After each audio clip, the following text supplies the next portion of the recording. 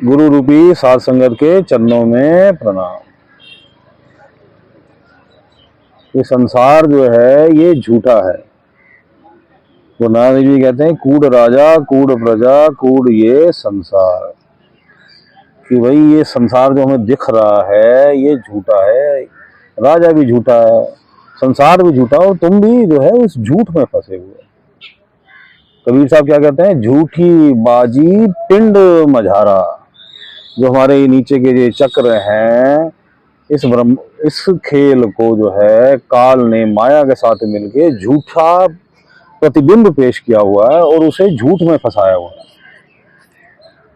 संसार जिसे सच मान बैठा है वो वास्तव में झूठा है। वो क्या कर रहा है, झूला झूले, सारा संसार झूला झूल रहा है। झूला झूले का मतलब हरकत में परिवर्तनशील है। अगर हम जैसे इस पार्क में बैठे हैं तो अगर हम 4 घंटे बाद आएंगे या कल सुबह आएंगे तो यहाँ पे परिवर्तन हो चुका होगा, जो हमें दिखेगा नहीं आंखों से। तो भाई ये घास है, कुछ ज्यादा उगी होगी, कुछ घास मर गई होगी, कुछ यहाँ कीड़े पतंगे मर गए होंगे, कुछ नए जो है कीड़े पतंगे उत्पन्न हो गए होंगे।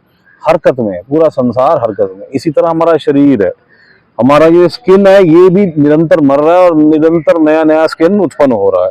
अब हमारे अंदर भी ब्रह्मांड चल रहा है, हमारे शरीर रोज रोज बढ़ रहा है, घट रहा है, परिवर्तनशील है, झूला झूल रहा है।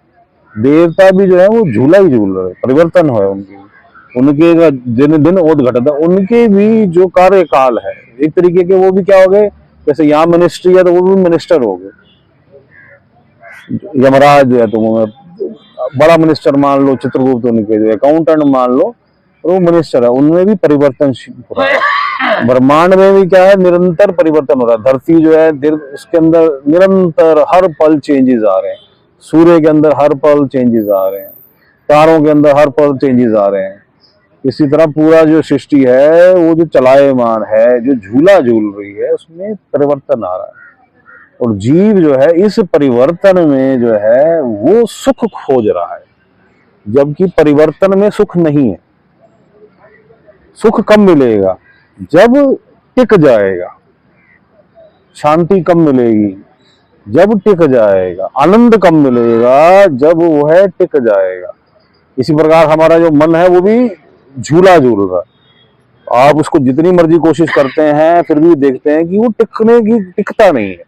टिकता है वो, लेकिन बहुत अभ्यास के बाद, उसका सिस्टम समझने के बाद तब जाके टिकता है।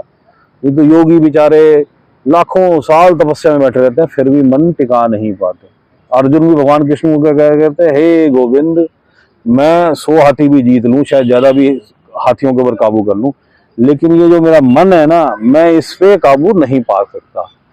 तब उसे भगवान कृष्ण कहते हैं, जो गीता का श्लोक है कि अभ्यासेन कौन्ते, हे कुंती पुत्र, ये मन काबू आता है लेकिन ये अभ्यास से काबू आता है। तुझे बार बार मन को टिकाने का अभ्यास करना पड़ेगा। जिस प्रकार चींटी ने अगर दीवार पर चढ़ना है तो उसे कई बार चढ़ती है, फिर गिर जाती है, फिर चढ़ती है, फिर गिर जाती है, फिर चढ़ती है, फिर गिर जाती है, करते करते करते एक दिन वो चढ़ी जाती है। तो धीरे धीरे जो है, धीरे धीरे होता। मान लो आप एक पत्थर ले लो और उस पत्थर को जो है घर के नलके के अंदर रख दो और हल्का सा नलके को खोल दो, एक एक बूंद पानी टपके, और दरवाजा बंद करके चले जाओ बाहर कहीं। जब आप 6 महीने बाद, साल बाद आओगे तो वो एक एक बूंद जो है वो उस पत्थर के आर पार छेद कर देगी।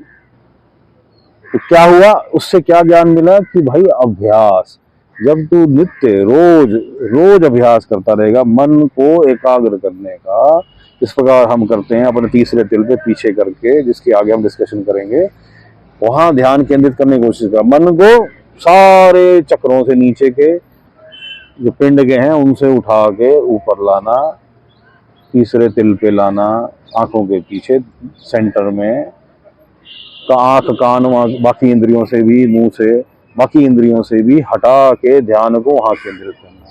और फिर मन भाग जाएगा, मन टिकेगा नहीं। कहीं ये सोचो कि जी मैंने एक बार कोशिश कर लेता हूँ या एक बार मैं 10 घंटे बैठ जाऊँ तो टिक जाएगा, नहीं। नित्य अभ्यास, अभ्यासेन कौन्ते, हे कुंती पुत्र अभ्यास कर। गोविंद का यही जो है एक सार जो है ये अपने पल्ले बांध ले। बार बार तुझे मन को लाना पड़ेगा थर्ड आई सेंटर पे, फिर टिकाना पड़ेगा मेडिटेशन में, फिर बार लाना पड़ेगा, फिर टिकाना पड़ेगा, वो फिर भाग जाएगा, फिर संसारिक इच्छाओं में भाग जाएगा। तो तुझे बार वहां से लाना पड़ेगा। संसारिक इच्छाएं क्या है? ये नए नए जगत की उत्पत्ति करनी। अगर तुझे जीवन मरण के चक्कर से मुक्त होना है, अगर तुझे परमात्मा के दर्शन करने हैं, तो तुझे नई नई इच्छाएं जो उत्पन्न हो रही हैं उनसे जो है वो मुक्त होना पड़ेगा। अपने आप को जो है उस रास्ते में चला, बार इच्छा जगत से दूर कर अपने आप को, क्योंकि नई नित्य नई दिन में भी आदमी सैकड़ों इच्छाएं कर लेता है। इन इच्छाओं से मुक्त होने की कोशिश कर, क्योंकि ये सब इच्छा, जैसे ही इच्छा करेगा तू काल के खेल में आ जाएगा, फिर तू परमात्मा की भक्ति नहीं कर सकता। परमात्मा जो है उसका एक नियम है भाई, तू अगर संसार की इच्छा कर रहा है तो तुझे काल फंसा रहा है, फिर तू मेरे पास आ ही मत। मेरे पास आना है तो जो बर्तन जो है साफ करके आ। क्या कहते हैं तुलसी साहब? दिल का हुजरा साफ कर, साफ कर, ध्यान गैरों से हटा, बाकी सब जगह से ध्यान हटा दे उसके आने के लिए। परमात्मा साफ जगह पे आता है। अरे हम भी अगर कहीं बैठते हैं स्थान पे, जैसे हमने ये चादर बिछाई, उसके ऊपर ये शीट बिछाई है, उसके ऊपर ये बिछाई हुई है चादर, फिर बैठे हैं तो साफ जगह बैठते हैं ना भाई, वो तो परमात्मा है। जब तेरे मन के अंदर सैकड़ों प्रकार की मैलें, सैकड़ों प्रकार की इच्छाएं फंसी हुई हैं, तो वो कैसे आएगा? उसके ध्यान गैरों से हटा उसके आने के लिए। इस झूठे संसार से, ये झूठा है, तू जिसे सच बैठा, ये संसार एक पिक्चर की तरह ही है। पिक्चर समाप्त, खेल समाप्त। तू भी एक पिक्चर में रोल प्ले कर रहा है। जैसे अमिताभ बच्चन ने शोले बनाई, क्या दोबारा बनाएगा? जंजीर बना लेगा, दीवार बना लेगा, लेकिन शोले दोबारा नहीं बनेगी। इसी प्रकार ये जीव है, जीवात्मा है। आज तुझे मुकेश का रोल मिल गया, अगले जन्म में हो सकता है कीड़े पकौड़े का मिल जाए, फिर पक्षी का मिल जाए, फिर किसी मनुष्य योनि में आए तो राम कुमार मिल जाए, उसके फिर 2 4 5 जन्मों बाद अगर मनुष्य का मिल गया तो फिर श्याम कुमार बन गया, कुछ भी बन गया, या औरत का रोल मिल गया। तो भैया ये तो परिवर्तनशील है। तुझे याद है तेरे पिछले जन्मों की अटैचमेंट में घुसा हुआ है, तो आज की जन्मों की अटैचमेंट मिला कि तेरे पिछले जन्मों में तेरी कौन पत्नी थी, कौन बच्चा था, तो तू तो करोड़ों पत्नियां, करोड़ों बच्चे, करोड़ों माता पिता छोड़ आया है।